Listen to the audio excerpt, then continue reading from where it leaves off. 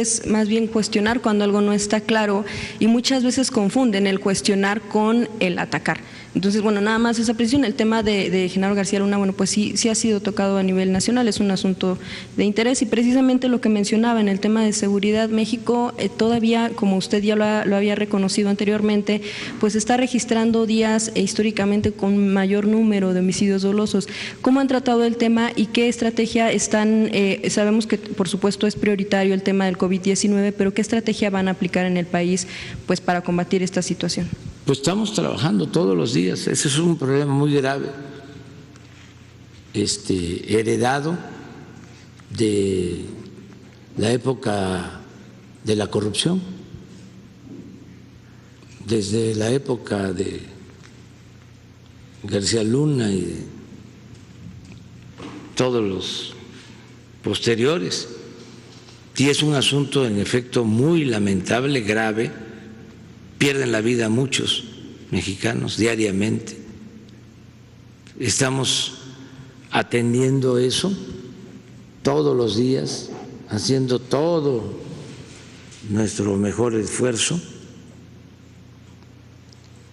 evitando la corrupción, que no haya esas protecciones que se daban antes, que se atiendan las causas que llevaron a muchos jóvenes a tomar ese camino de las conductas antisociales.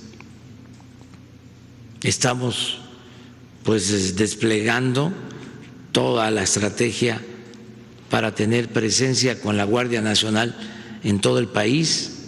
Hoy precisamente hicimos una evaluación de cómo va la Guardia Nacional. Ya vamos a tener este año 200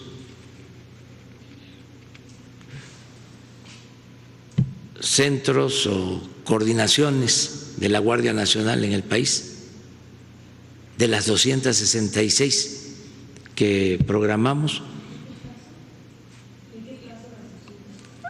a finales de este año.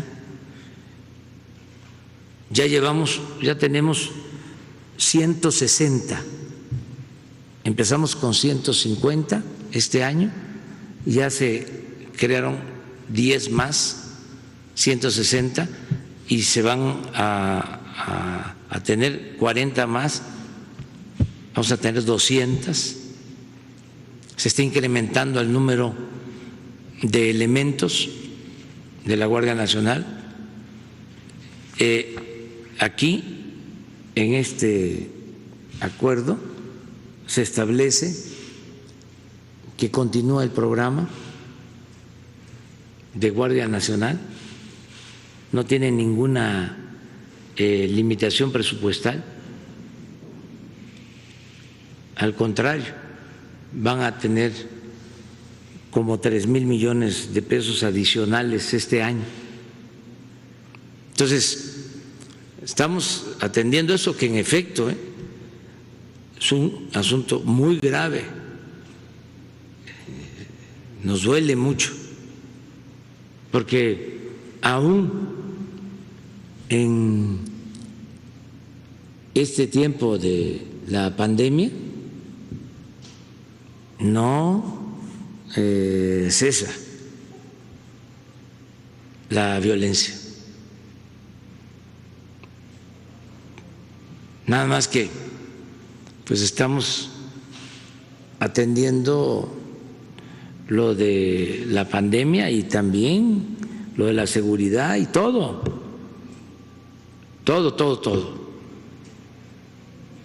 Pero pues esto se descompuso,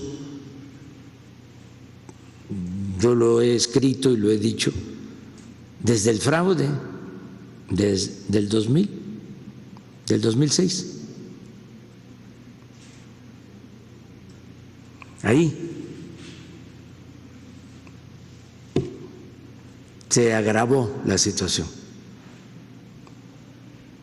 porque el haya sido como haya sido,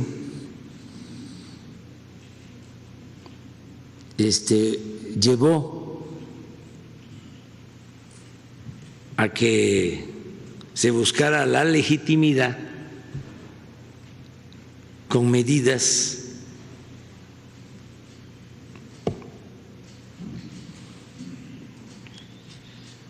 antipopulares. Ahí fue donde se le pegó un garrotazo a lo tonto, al avispero. No se atendieron las causas y se pensó que se podía enfrentar la violencia con la violencia. Y no se puede, como no se puede enfrentar el mal con el mal. El mal hay que enfrentarlo haciendo el bien. Se abandonó al pueblo, se le dio la espalda a los jóvenes, creció la descomposición social. Y fíjense, porque esto es interesante, ¿por qué está en crisis el modelo neoliberal? Porque en ese tiempo llegó a valer el barril de petróleo $100. Y fue en el sexenio, en toda la historia, que se ha recibido más dinero por venta de petróleo al extranjero. Y sin embargo, es cuando hubo más violencia. Otro caso, otro ejemplo del por qué hay que replantearnos las cosas sin que nadie se ofenda.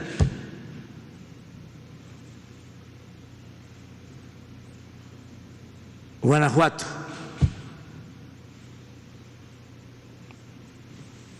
crecimiento económico,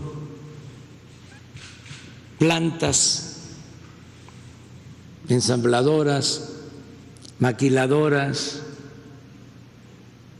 industria automotriz, industria de autopartes, crecimiento económico promedio en los últimos años del 5, del 6% anual. Y es el estado con más violencia.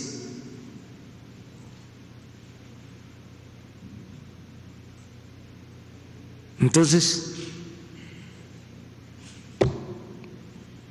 ¿de qué sirvió el crecimiento?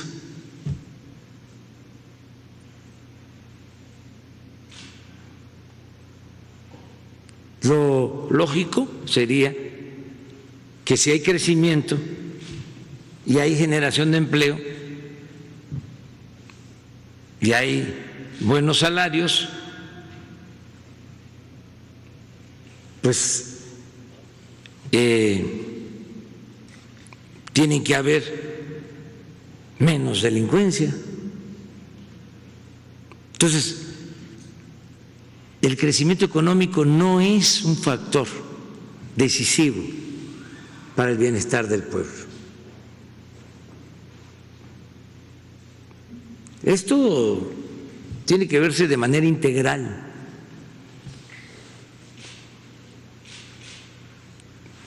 Eficiencia, honestidad,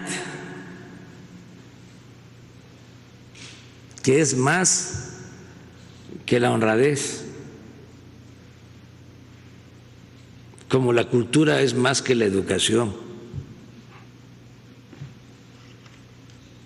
Austeridad, que no es un asunto administrativo, sino de principios.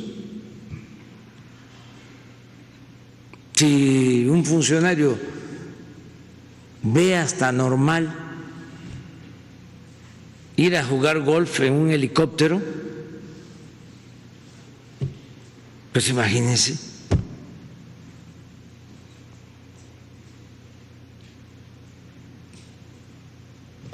Austeridad. Y lo otro, justicia, humanismo,